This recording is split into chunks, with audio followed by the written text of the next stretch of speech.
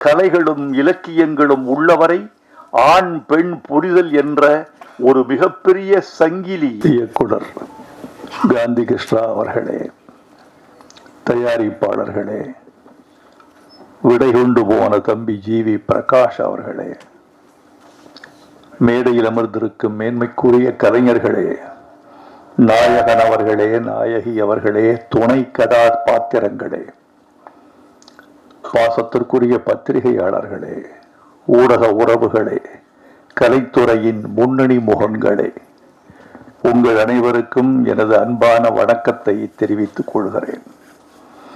முன்பெல்லாம் நிறைய கேடயங்கள் பெறுவோம். 100வது நாள், 125வது நாள், 175வது நாள் என்று அவ்வப்போது வெற்றி விழாக்கள் நிகழ்த்தி கலைஞர்களுக்கும் தொழில்நுட்ப கலைஞர்களுக்கும் கேடயங்கள் வழங்குவார்கள். அது ஒரு காலம். அந்த காலத்தில் அதுதான் ஒரு திரைப்படத்தின் கொண்டாட்டம். நான் நடிகர்களை, நடிகைகளை, தொழில்நுட்ப கலைஞர்களை திரையுலகில் அதிகம் சந்திக்காதவன். எனக்கு அதற்கு வாய்ப்பே இல்லை. நான் பாட்டு எழுதிய பல நடிகர்களையும், என் பாடலை பாடிய நடிகைகளையும் பல பேரை நான் பார்த்ததில்லை.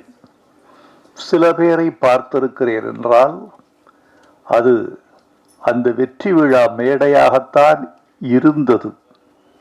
இப்போது அது மாறிவிட்டது. அந்த கொண்டாட்டத்தை இப்போது பாடல்களின் வெளியீட்டு விழாக்கள் மட்டுமே நடத்தி காட்டுகின்றன. இது ஒரு கொண்டாட்டம். நம்மை நாம் அறிமுகம் செய்து கொள்வதற்கும், நம்மை நாம் நலம் விசாரித்துக் கொள்வதற்கும், ஓ இவர்தான் அவரா என்று புரிந்து கொள்வதற்கும் இந்த மேடை பயன்படுவதாக நான் நினைக்கிறேன். இந்த மேடையை கூட்டிய நண்பர் காந்தி கிருஷ்ணாவுக்கு என் வாழ்த்துக்கள். எவ்வளவு நேரம் வேண்டுமானாலும் பேசலாம் என்று தொகுப்பாளர் எனக்கு ஒரு சுதந்திரம் கொடுத்திருக்கிறார். அது உங்களை எவ்வளவு பாதிக்கும் என்பது எனக்கு தெரியும். அதனால் அவர் கொடுத்த சுதந்திரத்தை இந்தியாவின் சுதந்திரம் போல் நான் தப்பாக பயன்படுத்த மாட்டேன்.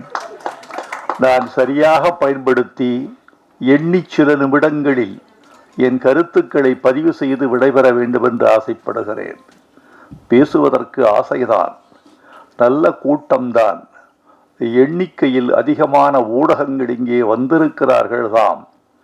இதோ இந்த மேடையில் அறிவாளிகளும் சாதித்த கலைஞர்களும் நிறைந்திருக்கிறார்கள் தான். ஆனாலும் கூட சபையறிந்து நேரமறிந்து பேசுவது ஒரு நாகரிகம் என்பதை நான் அறிவேன். எண்ணி சில செய்திகளை உங்களோடு பகிர்ந்து கொள்ள விரும்புகிறேன். முதலில் நண்பர் காந்தி கிருஷ்ணா அவர்களை பற்றி. நண்பர் காந்தி கிருஷ்ணா அவர்களை நான் 30 ஆண்டுகளுக்கு மேலாக அறிவேன். இதில் மிக முக்கியமான செய்தி, இந்த 30 ஆண்டுகளை நீங்கள் அடிக்கோடிட்டுக் கொள்ள வேண்டும். நான் 46 ஆண்டுகளாக திரையுலகில் இருக்கிறேன். 30 ஆண்டுகளுக்கு மேலாக நான் காந்தி கிருஷ்ணாவை அறிவேன் என்றால் நீங்கள் ஒன்றை புரிந்து கொள்ள வேண்டும். 30 ஆண்டுகளுக்கு மேலாக திரையுலகில் இயக்குனராக ஒருவர் இயங்கிக் கொண்டே இருக்கிறார் என்பதுதான் காந்தி கிருஷ்ணாவுக்கு இருக்கக்கூடிய மிகப்பெரிய பலம். அதுதான் அவரது ஆற்றல் என்று நினைக்கிறேன். 1000 பாடல்கள் என்று நான் எழுதிய பாடல்களை தொகுத்து 2011 ஒரு நூல் வெளியிட்டேன். முத்தமிழறிஞர் கலைஞர் அதை வெளியிட்டார். திரையுலகின் எல்லா இயக்குனர்களும் பாடகர்களும் அதில் கலந்து கொண்டார்கள். இப்போது 2ஆம் தொகுதியை தயாரித்துக் கொண்டிருக்கிறேன். 1001 பாடல்கள் என்பதற்கு தலைப்பிட்டிருக்கிறேன். அது 1000 பாடல்கள், இது 1001 பாடல்கள்.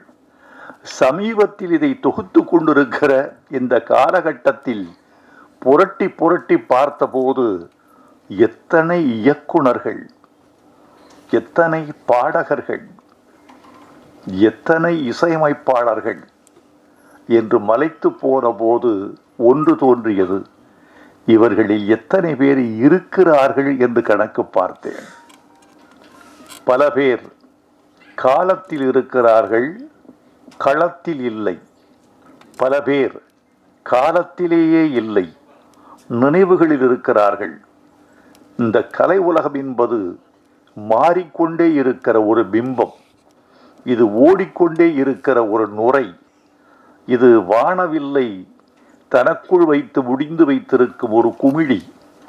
இதில் நிரந்தரமாக ஒருவன் 1/4 நூற்றாண்டுக்கு மேல் பயணம் செய்கிறான் என்றால் அவன்தான் அறிவு திறம் வாய்ந்தவன், பண்பாட்டு திறம் வாய்ந்தவன், கலை உலகை புரிந்து கொண்டவன் என்று நீங்கள் தெரிந்து கொள்ளலாம். இந்த 3 பெருமைக்கும் உரியவர் என் அருமை நண்பர் காந்தி கிருஷ்ணா என்று நான் உறுதியாக நம்புகிறேன். காந்தி கிருஷ்ணா 30 ஆண்டுகளுக்கு பிறகும் பிரேக்ஃபாஸ்ட் என்ற ஒரு ஆங்கில தலைப்பை வைத்துக்கொண்டு உங்களுக்கு ஒரு படம் கொடுக்க வந்திருக்கிறார் என்றால் அவருடைய கால நீட்சியை நான் போற்றுகிறேன். ஏனென்றால் பெரியவர்களே, முன்பெல்லாம் ஒரு கலைஞன் 25 ஆண்டுகள் அதிகபட்சம் கோலோச்சுவான். அப்படி 25 ஆண்டுகள் முடிந்த பிறகு அவன் மெல்ல மெல்ல ஓய்வு பெறுவான். அவன் மூளை மங்கிவிட்டது என்று பொருள் அல்ல, உடல் ஓய்ந்து விட்டது என்று பொருள் அல்ல. ஏன் ஒரு மனிதன் கலை உலகிலிருந்து ஓய்வு பெறுகிறான் அல்லது ஒதுக்கப்படுகிறார் என்றால் அது அவன் மீது கொண்ட பிழை அல்ல, அவனது திறமை குறைவு அல்ல. ஒரு சமூகம் அவனை விட்டு முன்னே போய்விட்டது என்று அர்த்தம். ஒரு சமூகம் இயங்கிக் கொண்டே இருக்கிறது. சமூகம் என்பது ஓர் உயிரி, அது தன்னை கடந்து போய்கொண்டே இருக்கிறது. அந்த சமூகத்துக்கு பின்னால் அதன் வாளை பிடித்து கொண்டு, காலை பிடித்து கொண்டு, தோளை பிடித்து கொண்டு ஒருவன் பயணப்பட்டு கொண்டே இருக்கிற வரைக்கும் அவன் கான்டெம்பரரி என்று சொல்லக்கூடிய நிகழ்கால தன்மையில் இருக்கிறான். ஆனால் பல பேர் காலத்தை தவற விட்டு விடுகிறார்கள். காலம் மாறுகிற போது தானும் மாறிக்கொள்ளாதவனை காலம் கருணையில்லாமல் விட்டு விட்டு போய் விடுகிறது. ஆனால் என் நண்பர் நம்முடைய காந்தி கிருஷ்ணா தன்னை புதுப்பித்து கொண்டே இருக்கிறார். அவரோடு பேசினால் நேற்றைய சம்பவங்களையும் பகிர்ந்து கொள்ளலாம், நிகழ்கால சம்பவங்களையும் பகிர்ந்து கொள்ளலாம். செயற்கை நுண்ணறிவு, ஆர்டிபிஷியல் இன்டெலிஜென்ஸ் என்று சொல்லக்கூடிய இந்த செய்யறிவு 2900 என்ன நிகழ்வுகளை காட்டும் என்ற உண்மையையும் அவர் தெரிந்து கொள்ளலாம். தன்னை புதுப்பித்து கொண்டே இருக்கிற மனிதர், நல்ல கலைஞர் காந்தி கிருஷ்ணா. அவர் செல்லமே என்ற படத்திலிருந்து அவரோடு நான் இருக்கிறேன், என்னோடு அவர் இருக்கிறார் என்று சொல்வதெல்லாம் பிழை. அவரோடுதான் நான் இருக்கிறேன் என்பது உண்மை. ஏனென்றால் அவர்கள் நினைத்தால் எந்த கலைஞருக்கும் வாய்ப்பு கொடுக்கலாம். ஆனால் அவரோடு நான் இருக்கிறேன் என்பதனால் என்னை அவர் பயன்படுத்தி கொண்டே இருக்கிறார் என்பதுதான் உண்மை. அவர் குறித்து ஒரு செய்தியை உங்களோடு பகிர்ந்து கொள்ள வேண்டும். இயக்குனர் சங்கர் ஒரு முறை அவரை அழைத்து கேட்டேன், உங்களோடு பணியாற்றிய நம்முடைய காந்தி கிருஷ்ணா என்னோடு பணியாற்ற வந்திருக்கிறார், அவர் குறித்து உங்கள் கருத்து என்ன என்று கேட்டேன்.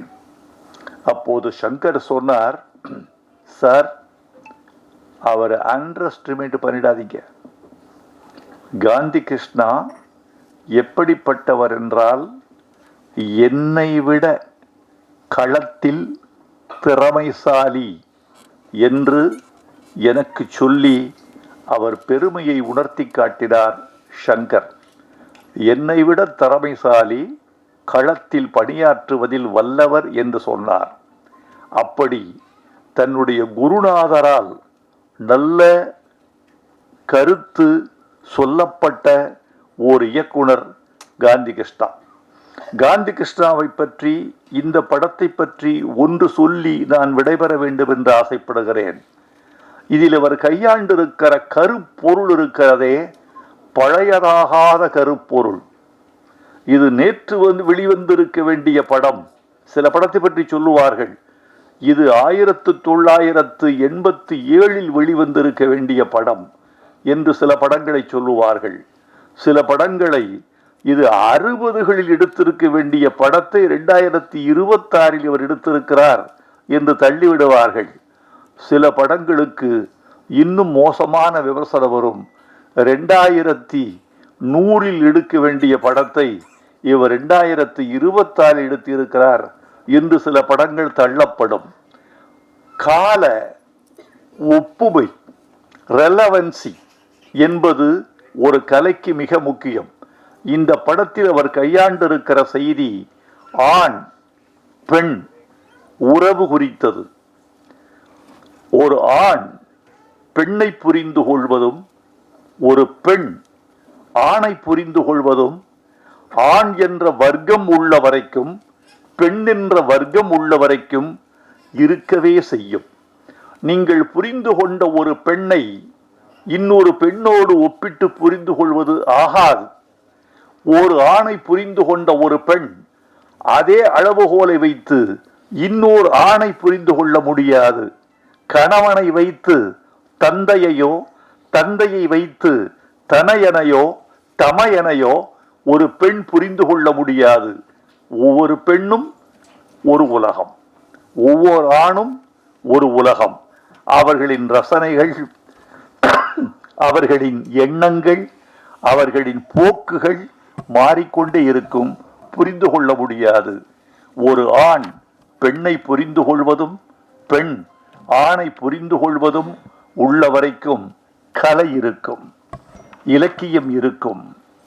இந்த கலைகளும் இலக்கியங்களும் உள்ளவரை ஆண் பெண் புரிதல் என்ற ஒரு மிகப்பெரிய சங்கிலி அருந்து விடாமல் ஓடிக்கொண்டே இருக்கும் என்று நான் கருதுகிறேன். அதைத்தான் இதில் செய்திருக்கிறார். நடித்த நாயகனும் நாயகியும் இந்த படத்தில் தங்களை உணர்ந்து செய்திருக்கிறார்கள் என்று சொல்ல வேண்டும். இப்போதெல்லாம் நடித்தல் என்பது என்ன தெரியுமா தோழர்களே? நடிக்க கூடாது என்பது நடிப்பு. இவர் வாங்கின காசுக்கு மேல நடிக்கிறார்னு சில பேரை சொல்லுவார்கள்.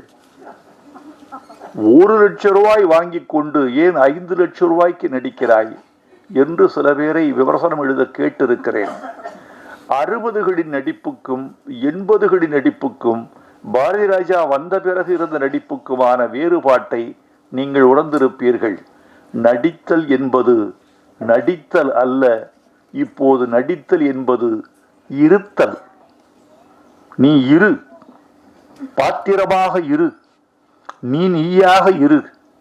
உன் முகத்தின் தசைகளை அதிகமாக அசைக்காதே, உன் குரலை உயர்த்தாதே. உன் குரலுக்கும் முகபாவத்துக்குமான ஒருமைப்பாடு மீறாமல், சமநிலை அகலாமல் பார்த்துக்கொள். டப்பிங் ரொம்ப முக்கியமான விஷயம். நம்ம ஆட்களுக்கெல்லாம் தெரியும். அவன் நடித்திருப்பதற்கும் டப்பிங்கில் கொடுக்கிற குரலுக்குமான இயைபுத்தன்மை மாறிவிட்டாலே படத்துல ஒன்ற முடியாது. அந்த பாடி எவ்வளவு கேட்குதோ அதுக்கு தகுந்த மாதிரிதான் ஒலியை கொடுக்கணும் என்பது டப்பிங்கின் மிக முக்கியமான ஒரு இலக்கணம். அந்த மாதிரி இந்த படத்தில் இவர்கள் நடித்திருக்கிறார்கள். அவர்களுக்கு என் வாழ்த்துக்கள். திருமண வாழ்க்கையின் பிரச்சனை தான் இந்த படம். அகந்தை, ஈகோ, பணக்காரன், ஏழை, உன் நலன் என் நலன் என்ற பிரச்சனை தான் இந்த படம். இந்த படம் எனக்கு பிடித்திருக்கிறது. இப்போதும் நான் வெளிப்படையாக சொல்லுகிறேன், இந்த தலைப்பு எனக்கு பிடிக்கவில்லை. பிரேக்ஃபாஸ்ட் என்று நீங்கள் வைத்திருக்க கூடாது கிருஷ்ணா என்று நான் அவரிடமே சொல்லி இருக்கிறேன். ஆங்கிலத்தில் தலைப்பு வைத்தால் அகில உலகத்திலும் ஓடிவிடும் என்று உங்களுக்கு யார் சொன்னது? அப்படியானால் ஆங்கில படங்கள் எல்லாம் உலகத்தின் எல்லா படங்களும் ஓடி இருக்க வேண்டுமே. தமிழில் பேர் வைத்தால் ஓடாது என்று யார் சொன்னது? ரோஜா ஓடிச்ச இந்தியா முழுக்க. பாகுபலி அந்த ஒரிஜினல் தெலுங்கு, அது தொடக்கம், பிகினிங் என்பதுதான் அவருடைய பொருள். பாகுபலி மாறலையே, தாய்மொழியை விட்டு மாறலையே, அதுவும் ஓடிச்சு. நான் இதை குறையாக சொல்லவில்லை, என்னுடைய ஆதங்கமாக சொல்லுகிறேன். ஒரு தமிழன் என்ற முறையிலும் ஒரு சொல், நீங்க ஒரு தலைப்பு வச்சுட்டீங்கன்னா 1 கோடி பேர் அந்த தமிழை உச்சரிக்கிறான். மறக்காதீங்க, 1 கோடி பேர் படிக்கிறான், 1 கோடி பேர் சொல்கிறான், 1 கோடி பேர் அதை எழுதுகிறான். அந்த படம் பார்த்தாச்சான்னு சொல்லுகிற போது 1 கோடி பேரின் நாவில் தமிழ் புழங்குகிறது என்று நான் நினைக்கிறேன். ஆனால் எல்லா படத்துக்குமே ஆங்கிலம் பொருந்தாது என்று நான் நினைக்கவில்லை. மொழி என்பது ஒரு குறியீடு என்று மட்டும் நான் புரிந்து கொள்கிறேன். தமிழில் எடுக்கிற படத்துக்கு தமிழில் தலைப்பு வைக்க வேண்டும் என்று நான் இந்த நேரத்தில் அன்போடு கேட்டுக்கொள்கிறேன். தவிர்க்கவே முடியவில்லை என்றால், இப்ப ப்ராப்பர் நவுன், அமெரிக்கா படம் எடுக்கிறீங்க, அது அமெரிக்கா தான். மருந்துகளின் பெயர்களை ஆஸ்ப்ரோ, அனாசின், பேனசைட்ஃபோர்ட், மாண்டல்சோர் என்கிற பெயர்களை எப்படி நீங்கள் தமிழ்படுத்துவீர்கள்? அதெல்லாம் ப்ராப்பர் நவுன், அது அப்படித்தான் இருக்கும், அது அப்படித்தான் சொல்ல வேண்டியிருக்கும். ஆனால் டாக்டரை நீங்கள் மருத்துவர் என்று சொல்வதில் உங்களுக்கு ஒரு தடையும் இல்லை. எ மேன் என்பதை ஆண் என்று சொல்வதில் உங்களுக்கு ஒரு தடையும் இல்லை. எனவே புழங்கக்கூடிய சொற்களை தமிழ் படங்களுக்கு பேர் வைக்க வேண்டும் என்று நான் அன்போடு கேட்டுக்கொள்கிறேன். திருமணம் என்பதை பற்றி ஒரு சொல். இந்த படத்துடைய பிரச்சனை அதான். திருமணம் செய்து கொண்டது தப்பா சரியா? நீ எனக்கு பொருத்தமானவன் தானா, நான் உனக்கு பொருத்தமானவன் தானா என்பதுதான் இந்த படத்தினுடைய மையம். திருமணம் என்பது முற்றுகையிடப்பட்ட ஒரு கோட்டை. உள்ளே இருப்பவர்கள் வெளியே வர துடிக்கிறார்கள், வெளியே உள்ளவர்கள் உள்ளே செல்ல தவிக்கிறார்கள். இதுதான் கல்யாணத்தை பற்றிய கான்செப்ட். இதுதான் இந்த படத்தில் நிகழ்ந்திருக்கிறது. ரொம்ப அழகாக கையாண்டிருக்கிறார், மிகையாக இல்லாமல் கையாண்டிருக்கிறார் காந்தி கிருஷ்ணா. காந்தி கிருஷ்ணாவிடம் இன்னும் சரக்கு இருக்கிறது, சமுதாய அக்கறை இருக்கிறது, பாத்திரங்களை வடித்தெடுக்கக்கூடிய நேர்த்தி இருக்கிறது. பாத்திரங்கள் எது மட்டும் பேசலாம் என்ற அளவீடு தெரிகிறது. எனவே காந்தி கிருஷ்ணா தொடர்ந்து படம் எடுக்க வேண்டும், தொடர்ந்து வெற்றி பெற வேண்டும் என்று நான் விரும்புகிறேன்.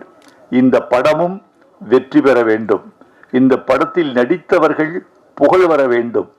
தயாரிப்பாளர், எங்களை நம்பி முதலீடு செய்திருக்கிறீர்கள், உங்களுக்கு நாங்கள் நன்றி தெரிவித்துக் கொள்கிறோம். ஒரு தயாரிப்பாளர் கிடைப்பது என்பது அவ்வளவு எளிதான விஷயம் அல்ல. இன்றைக்கு சினிமா உலகில் தயாரிப்பாளர்கள் இல்லாமல் எத்தனை நடிகர்கள், எத்தனை கதைகள், எத்தனை இயக்குனர்கள் காத்திருக்கிறார்கள் என்ற விவரம் உங்களை விட எங்களுக்கு அதிகம் தெரியும். ஒரு தயாரிப்பாளர் தான் இன்னைக்கு கர்த்தா. பணம் போட்டு நம்பி வெற்றியை சந்திக்கவும் தோல்வியை ஏற்றுக்கொள்ளவும் ஒரு தயாரிப்பாளர் தயாராக இருக்கிறார். அவருக்கு எங்கள் நன்றியை தெரிவித்துக் கொள்கிறேன். இந்த படத்தில் நீங்கள் வெற்றி பெற வேண்டும். தொட்டது துலங்கட்டும், காந்தி கிருஷ்ணா வெல்லட்டும். என் தம்பி ஜிவி பிரகாஷ் இசையமைத்திருக்கிறார். ஜிவி பிரகாஷ் ஒரு நல்ல நல்ல தம்பி. நான் திரையுலகில் ஆச்சரியப்படுவேன். எவன் ஒருவன் தொலைபேசி அடிக்கிற போது 3 மணி ஒலிப்பதற்குள் தொலைபேசியை எடுத்து தன் பெயரை சொல்கிறானோ அவன் வளர்வான்.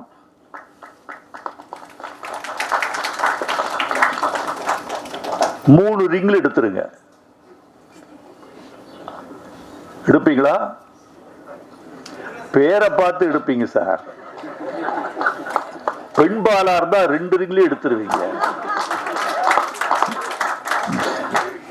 அதல்ல, என்னன்னா எவன் ஒருவன் 3 ரிங்ல எடுக்கிறானோ அவன் அச்சமற்றவன், அவன் கடன் வாங்காதவன், அவன் வீரன், அவன் யோகியன், அவன் நேர்மையாளன். நான் குளிக்கும் போதும் தூங்கும் போதும் தவிர 2 சத்தத்தில் எடுப்பேன். நீங்களும் எடுத்து பழகுங்கள், வெல்வீர்கள். இந்த படமும் வெல்லட்டும். நன்றி.